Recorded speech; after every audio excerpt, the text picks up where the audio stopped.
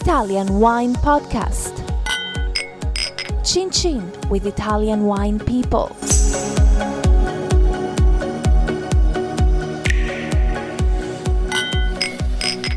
This podcast is brought to you by Native Grape Odyssey. Native Grape Odyssey is an educational project financed by the European Union to promote European wine in Canada, Japan, and Russia. Enjoy. It's from Europe. Buongiorno, hello, this is the Italian Wine Podcast with me, Monty Walden. We are delighted to have Professore Attilio Scienza again for another of our educational podcasts. This time, the episode will bring you on a journey around Sicily, where Attilio will discuss 4 distinctive wines and grape varieties: Nerello Mascalese, Zibibbo, Malvasia di Lipari, and Frappato. Now, in case you've forgotten, Professore Attilio Scienza is Italy's leading vine genetics scholar. He's published widely on the topic and on the subject of wine more generally in books and articles. He's also the chief scientist of the Vinitaly International Academy and author of a recent book called La Stirpe del Vino. The book was published in 2008 by Sperling and Kupfer, and it's about the family ties among grape varieties. Like we did for the previous podcast with Professore Scienza, we will speak in Italian and will then record an English language translation of this episode. By the way, you can find all the podcasts involving Attilio Scienza in our series Italian Wine Essentials. You can access it on both SoundCloud and on our official website.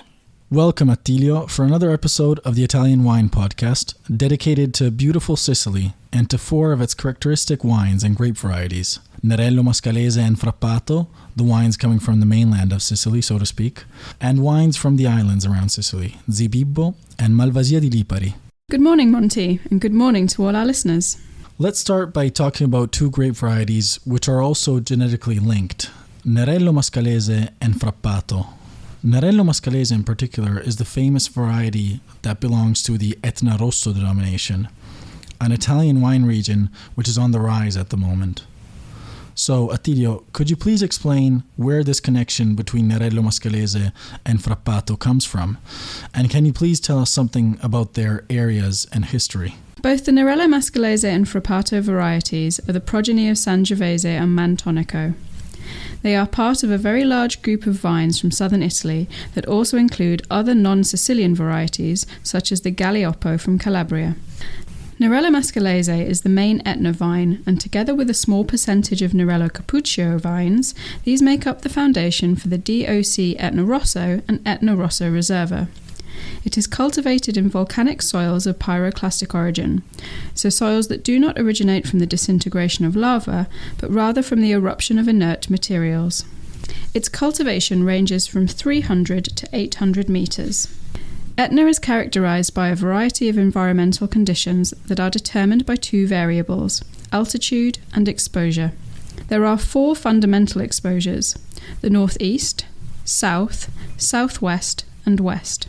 The most famous of these 4 exposures is that of the northeast, around the Pesaro Pass, Passo Pesaro. This is where one can find the ancient viticulture of Nerello Mascalese. It is here that one can still see pre-phylloxera strains, meaning ungrafted vines. Etna has had a great enological fortune. Shortly after the arrival of phylloxera in Europe, since this insect found its way to Etna and other Italian territories much later than it did France, the Etna region wine supplied French markets for a long time, until France reformed its vineyards. These circumstances were extremely advantageous for the Etna territory, and Etna could really develop an enormous viticulture enterprise, producing these wines for export. Nerello Mascalese is a vine characterised by good productivity, and the wine that is obtained is rather dull colour-wise, but this is the case with all the progeny of Sangiovese with respect to tannins. Even if they are a bit rough and a bit, so to speak, harder in their youth, they do soften and become very interesting. They acquire very particular taste expressions, which almost gives this wine a Nordic character, besides its elevated production. It is also a wine that is characteristically a little thin, with a very elegant aroma. Certainly, perhaps a little different from the Mediterranean models of wines that we have. It is a vine that almost only grows on Etna. Unfortunately, attempts to cultivate it outside this territory have failed. and this says a lot about the close, harmonious relationship of this vine with its original environments and its cultivation from ancient times. The oldest information about this vine dates back from the end of the 18th century and the beginning of the 19th century, when the Sicilian ampelographers of that era, such as Jeremiah, described a series of varieties which they defined as Nerelli, and which are also part of the ampelographic platform of Calabria. There is a close connection between the Sicilian Nerelli and the Calabrian Nerelli. The definition of Nerello identifies a wine that has a light colour, because Nerello is a diminutive in terms of colour. The wine it produces is, as I said, Etna DOC and Etna DOC Superiore, wines that are greatly expanded at this time. This is the case in terms of maturity, in terms of communication, and it is also greatly appreciated on the foreign markets for its peculiarity. Its characteristics are quite different from the normal Mediterranean wines. It is aged in wood. It is traditionally aged, just like wines used for cooking a roast, or wines that have a long preservation period. And the interesting thing about this wine is that over the years, after reaching a certain age, it maintains a precise character and develops very particular tertiary aromas. It is very interesting, and there is a pronounced minerality to it. Thanks, Attilio. Let's move on to another son of Sangiovese, Frappato. By the way, let me remind our listeners that if you'd like to dig deeper into the history, origin, and progeny of Sangiovese, you must tune in to episode 196 of this podcast. Let's talk about Frappato now. Frappato is the brother of Nerello and is grown in a small area in southwestern Sicily in the territory of Siracusa between Noto and Vittoria. The soils of this area are of marine origin. The ones in the inner parts are older, and the ones in areas closer to the sea are more recent. These are soils characterized by a high percentage of sand. Moreover, these are very loose soils with a reddish color that identifies a particular origin. This is due to the runoff of calcium-based compounds and carbonates that have seeped into the parts underneath. When soils are in the process of losing calcium, the iron dioxide presence gives the soil a rusty colour, and the pH becomes a sub-acid pH. So it is a very special soil with a climate that I would say is very severe. The climate is very hot, particularly in certain areas that are some of the hottest in Sicily. Here, viticulture is not very extensive.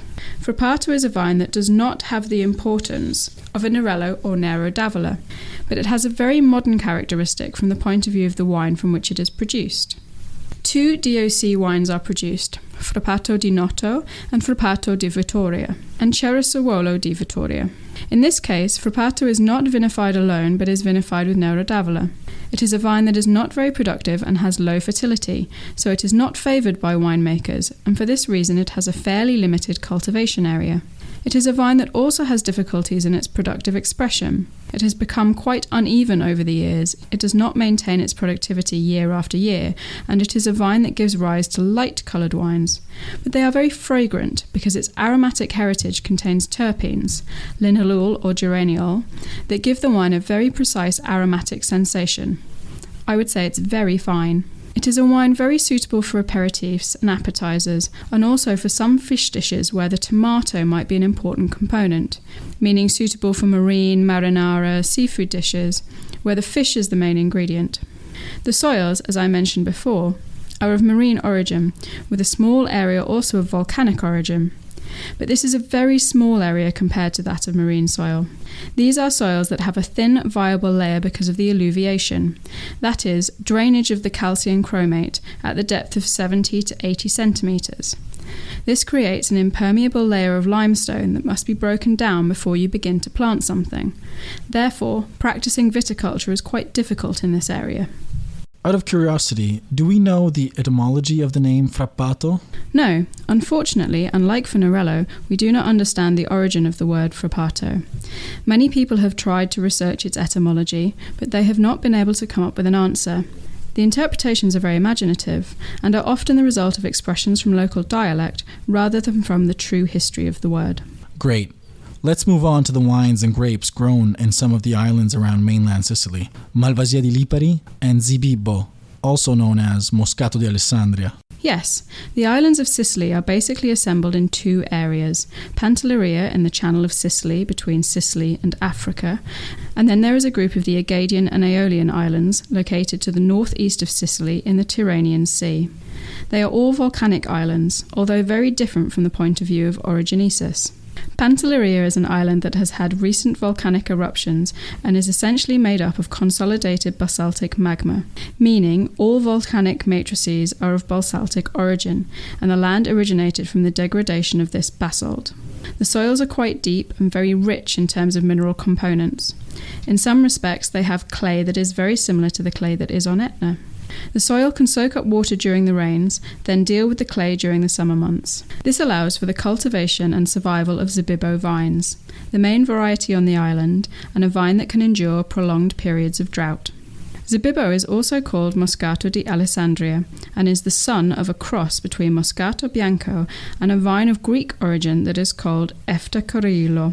This vine, however, has different names in Sardinia as well as in other areas. So it is a classic Mediterranean vine that gave rise in the cross with Catarratto to Grillo. A recent cross, Grillo is the result of a cross between Zibibo and Catarratto obtained at the end of the 1800s and early 1900s by Baron Mendola. For a long time, this Grillo was a key component, along with Catarratto and Inzolia, and formed the basis for Marsala. Moscato di Pantelleria or Zibibo is cultivated in many European Mediterranean areas. It is found in Turkey, it is found in Greece, it is found in France, Spain, and also in Calabria, where it almost always gives rise to sweet wines, obtained by overripe or withered grapes. It is a grape very rich in terpenes. This creates the basis of its aromatic profile. It is very rich in nerol and citronol, which are two terpenes that characterize the sensory profile of this wine for a series of descriptors that include, among others, dried rose, as well as other descriptors that range from floral to sweet. The cultivation technique of this vine is unique because this vine is grown with the Albarello training system, but in a virtually horizontal form. Roots find their way into the cracks in the pits in the ground to protect their vegetation from the salty wind.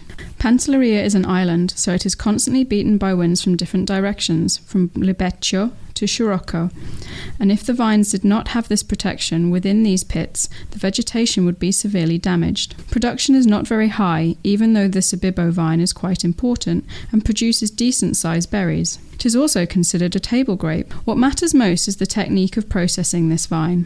I believe it to be what was spoken of in Hesiod's work Le Opere e I Giorni, Works and Days, where Hesiod describes the ways to produce a sweet wine in Greece where he worked. What is this technique? Well, Pantelleria has quite similar geological characteristics, being a rather small island and the result of several volcanic eruptions, but it has profoundly different climatic characteristics in its various parts. The westernmost part is known as the early part, while the eastern part and the areas of greatest latitude are called the later part. Late or early refers to ripening times, which can be as much as a month and a half between the early and late zones. In those that are early, the grapes can ripen towards the end of July, while in those that are so late, the grapes ripen at the end of August and the beginning of September. In the early areas, the grapes are harvested when they are ripe, and from these a wine is obtained via traditional white vinification. In the meantime, the grapes from the later areas are harvested and left to dry. The grapes are dried in the sun. The drying process lasts about 20 days, after which the raisins are shelled and added to the wine that has just finished fermenting. This involves a transfer of sugars and aromas, also due to the effect of the alcohol in the wine where this grape is immersed. After a certain period of time, the whole grape is separated from the wine, which, in the meantime, has been enriched with aromas and sugar. And this is important because the wine obtained is a stable wine. Stable for its high alcohol content, its high sugar content. The sugar content can reach very high levels, 30 to 35% sugar, thus guaranteeing a fragrance, a softness, but above all, a preservation of the aroma.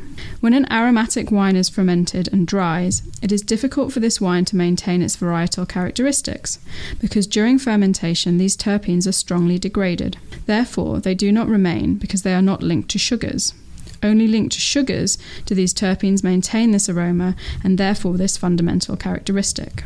In the past, this wine was also obtained by mutilating the must, a must that fermented partially by adding alcohol, and therefore this Pantelleria wine was obtained.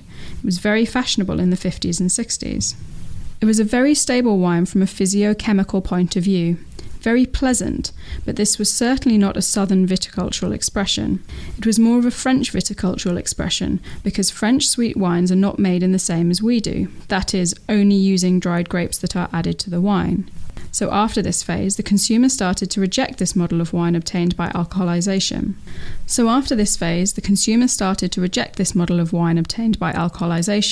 And we finally moved on to the production of Passito di Pantelleria, to this very important DOC, one that naturally has its own market of fans, even if in this moment, unfortunately, sweet wines are going through a difficult phase with respect to their consumption on a daily basis, because they are rich in alcohol and in sugars.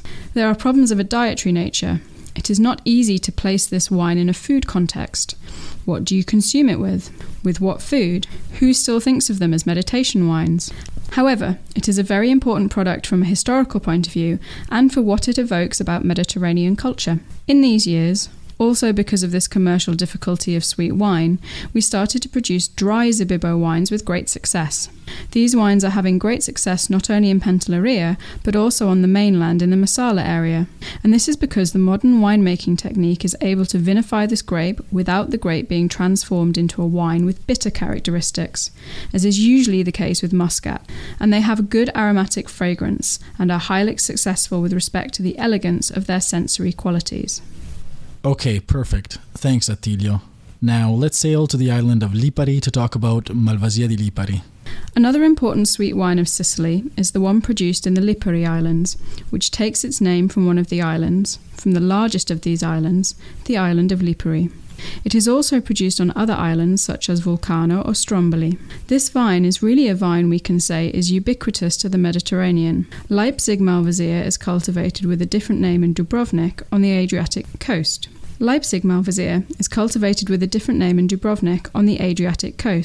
It is called Dubrovnik Malvasia. It is cultivated in Bianco, this town on Locride, where it is called Greek, in this case, so it is white Greek. It is cultivated with a different name in Bosa, Sardinia, where it is called Malvasia di Bosa.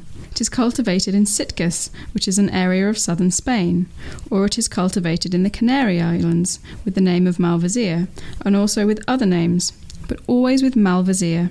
This is a vine of Greek origin, which was probably spread by Greek settlers first, but on the northern coast of the Adriatic, and then taken by them to southern Italy and other parts of the Mediterranean where it is grown. It is a vine that is a bit capricious in its production characteristics. It has very sparse bunches that allow this vine to dry out. Usually the withering is done on the plant as opposed to other ways from which you get sweet wine. There are also some experiences of drying grapes on mats in the sun, but it is a variety that withers because of the characteristics of having rather small berries and a rather thin bloom. Let's say this method allows you to have good drying in a very short time, and therefore it creates a special elegance. It belongs to the great family of Malvasia. There are about 30 Malvasia that are cultivated in Europe. Most of them are cultivated in Italy. It cannot be defined as an aromatic Malvasia. It has a very subtle aroma, very fine, and is certainly not comparable to many other Malvasia that have these aromas of muscat. It produces two types of wine, a sweet wine that is very elegant, not aromatic, with particular characteristics. I would say not cloying. It does not give very sweet wine. It gives wines that have good acidity, that have good balance. Therefore, they are almost savoury food wines, not dessert wines. Then it also gives origin to dry wines. Therefore, and importantly, it allows for the possibility to provide an interesting product due to the non-drying, to the vinification of this wine in such a natural way, without drying. The soils where it is cultivated are pyroclastic volcanic soils, very different from those of the island of Pantelleria, where instead soils are the result of disintegration of basalts. In this case, they are soils formed by the explosion of the volcanic openings, and by the exit of these light materials, pumice, ash, pozzolana. That is all the materials, I would say, that constitute very, very light soils. Very, very light soils where the root part of the plant can go deep. But in summer it can have some problems since but in summer it can have some problems, since it is not indifferent to drought. The ancient form of farming used to avail of a small pergola, where the vegetation was grown horizontally, so as not to go against the wind, as the wind could ruin the foliage. Now we are looking for forms of espalier training, trying to put the vineyards in a position that the wind reaches them in a lesser way, not hitting the canopy directly.